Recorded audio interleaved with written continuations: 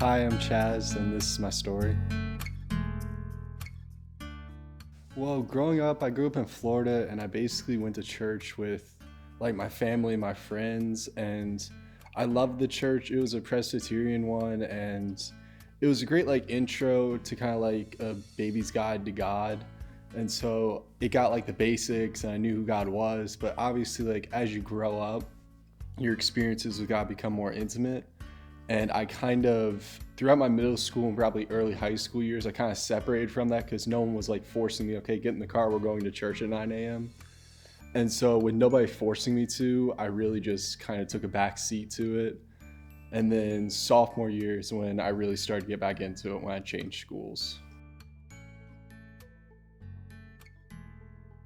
Just every day going to school and being like surrounded in a community of faith and seeing everybody who, like, I saw if you were more committed to God, you were way more happy, you were more engaging, you were more contributing to the school community, you were more loving to everyone around you. And I'm like, okay, I really want that too.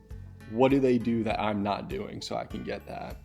And so that's when I'm like, oh, they're learning about the faith. And so I started like doing the devotionals, trying to live in Christ, trying to go to church every week. You can't quantify it.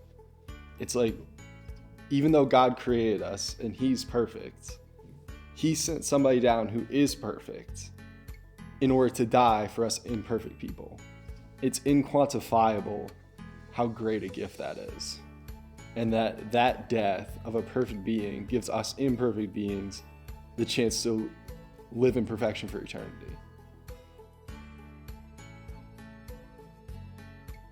There's absolutely no downside to the faith. Just when you go, there's a stigma about Christianity where people are going to reject you and they're going to be like, oh, you weren't here last week, or they're going to judge you for not going. I feel like especially here, we realize that it's not ours to judge. And so if you come to church, we're just going to welcome you with open arms. And so there's no pressure from us, but it's a place where you want to go. And it's a place where you want to go not to please us, but to please the person who's ultimately going to judge us, which is God.